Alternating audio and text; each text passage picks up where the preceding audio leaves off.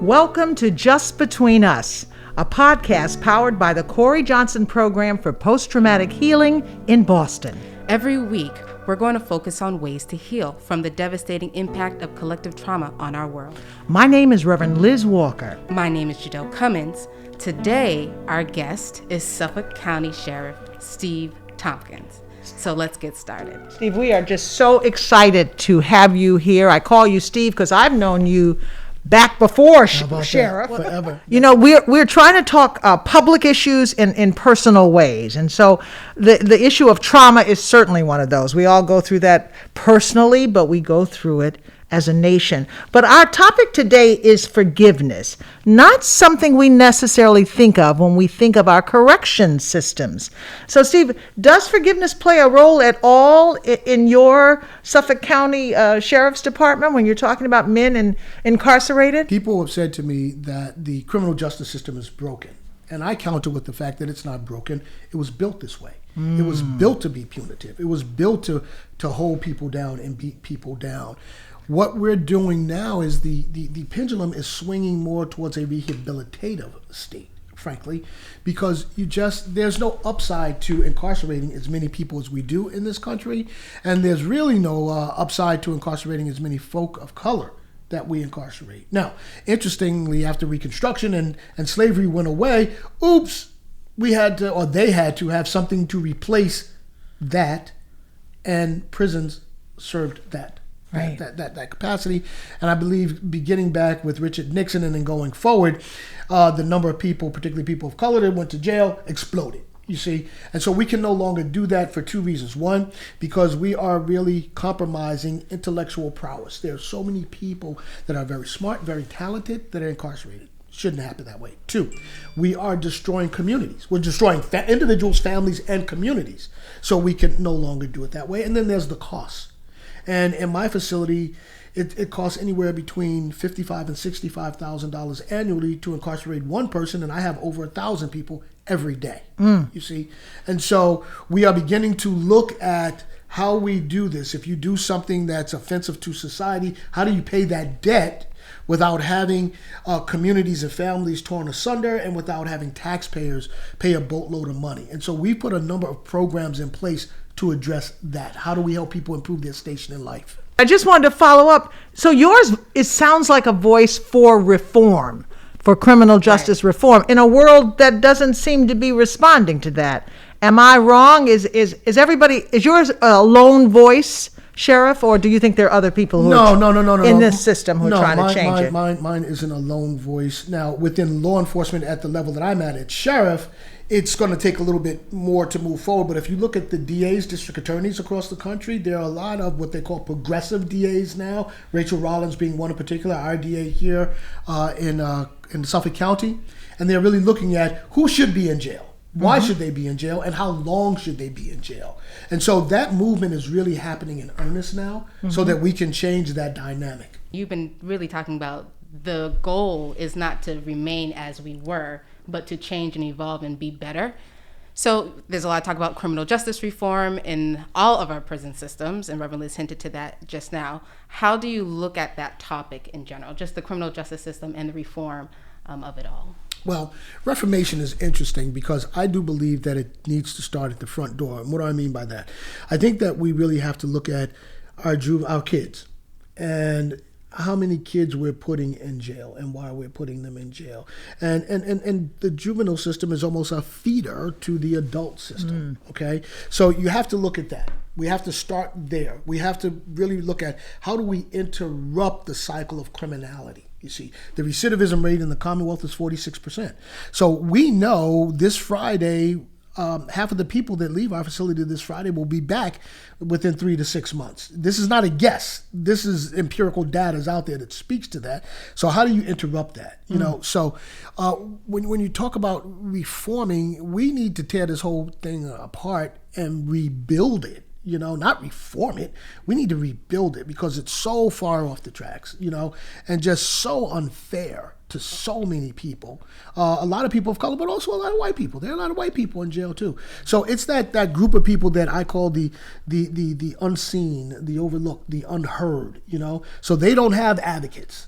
They don't have lobbyists to champion their cause, you see. And so until we really recognize that we need to do away with the bail system, until we recognize that we can't put people in jail, we shouldn't put people in jail for 40, 50, 60 years for life, I know you have another question, but let me just say this to you. So we went over to Germany a couple of years ago to look at how they do their system. And we went to a court session where an 18-year-old unfortunately killed his grandmother. And his sentence came down, and it was only 7 years. And we're like, 7 years for killing, grandma? 7 years? And what we were told is, this guy's 18 years old. What good is it going to do to put him in jail for 50, 55, 60 years? If you look at the maturation of the brain, your brain's not fully developed until you're about 25 or 26. So what he did at 18, he probably wouldn't do at 25. And so what they're looking at is a way to work with individuals, right, and give them that second chance. Now, America likes to say we're a nation of second chances. That's bull. That's nonsense. We are not a nation of second chances. We are a punitive nation. And so reform is a nice concept, but we need to take this thing apart and rebuild it with an eye towards equity and fairness. Is that system in Germany working? I mean, is that working in Germany? They send them for a shorter sentence, and they come out and they don't have recidivism like we do? Oh, but listen, it even gets even better, okay? In a lot of countries in Europe, when you come out of jail, you have health care, you have housing, and in a lot of cases, you have a job. So what they're doing in their system is they're preparing you for the kind of the after incarceration life, so that you do have an opportunity to really improve your station in life. We don't do that here, to give people housing when they get out. I mean, that's unheard of in this country. A job, healthcare, that's unheard of. And so, yes, it works there. You mentioned earlier about money, right? So it costs more money to hold someone in jail versus, and we don't spend as much money in the education system just for one child. But how much of it is money driven? Yeah, no, I mean, you look at the so-called private prisons and the like. I will say one thing about the Biden administration: they are doing away with that. They're like, we're no longer going to cater to private facilities. And unfortunately, there are some judges, and I'm not just speaking off the top of my head. If you research it, you'll see there have been judges that have been getting kickbacks and getting paid to send people to jail, because then those facilities are then taking care of the judges monetarily or however they take care of them. And so the money aspect of it, and I want to reference the point that you just made. So if it costs $55,000 to $65,000 to incarcerate, but it costs somewhere between $15,000 and $18,000 to educate, you would think that this country would want to get in front of the curve and educate versus incarcerate. But I guess there's more money in incarceration than education. That's a sad statement, but that's the reality in our culture. Let's get personal, because this is about taking public issues and making them personal. You have your own story about forgiveness and why it's so important to you, which I had never heard, but I know you speak about publicly. Could you tell us? Yeah. So back in the day, which seems like 100 years ago, but it wasn't really that long. I know. My mom and dad got married when they were 18 and 19. I was born a couple of years later, whereupon dad in his early 20s was like, this is too confining, I'm out of here.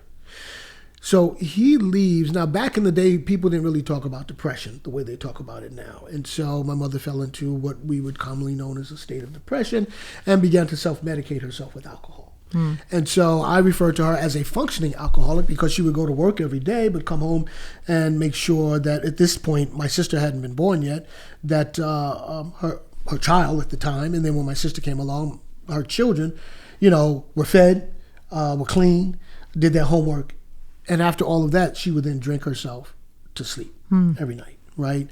And I didn't really have any real anger towards her. I knew something was wrong, but I couldn't define it. But I wasn't happy about the situation. But this is mom. I mean, this is my oldest friend, and so you had to kind of forgive that. But the situation was it was worse with my dad, because my dad and my mom, unbeknownst to me, still were having relations. And I was 12 years old. I come home one day and my mother tells me that she's pregnant. She's going to have a baby, right? And I say, she had this boyfriend, Johnny. How come everybody's named Johnny, right? Johnny, right?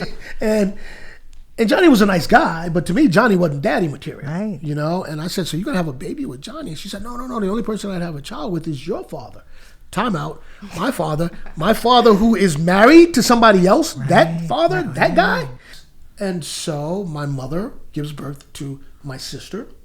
My dad played the daddy role actually for a couple of years. I mean, so much so that his mother, my grandmother, used to babysit my sister. But then, one day, my stepmother finds out that my dad had a child outside of their marriage. And, by the way, with his ex-wife. How could you? Complicated. And things got, very complicated. And Dad pulled back. You know, sometimes when people are pushed into a corner, they react in a way that they might not have if they processed it a little bit longer, a little bit better.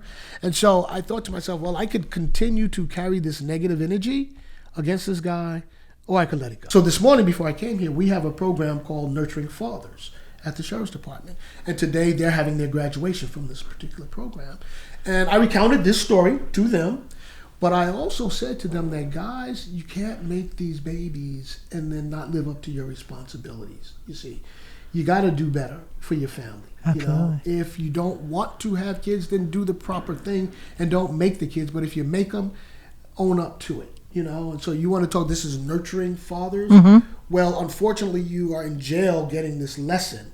But let this be a life lesson, you know, and do the right thing by your kids. And, by the way, while you're doing that, don't do silly things that will get you reincarcerated. Right. Well, so you are speaking then from your own experiences in some ways by handing them that. I didn't mean to cut you off, Judelle. No. What I've learned, right, from my experience is that when I don't forgive, it cripples my ability to act in love. So for both of you, what makes you want to forgive? I think the sheriff just said it really clearly, to let it go. Right. We always think, and I'll put my preacher hat on, that forgiveness is something you do for the other person, but forgiveness frees you up. There's a story about an ancient civilization where when you did something wrong, you had to if you murdered someone, you had to carry his body or her body on your back. And until that rotted away. So that guilt, so you were there, you had it, right? You had that crime on your back. Guilt is like that. That idea that you carry this around with you. And when you let it go, and not just guilt, but that accusation against that other person, you're carrying that. So when you let it go, you free yourself.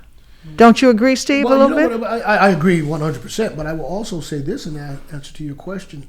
When other people see that you have the capacity to forgive, wow, that speaks to them also, you see. And I think that's important, particularly in positions like the one I hold, the one that the pastor holds.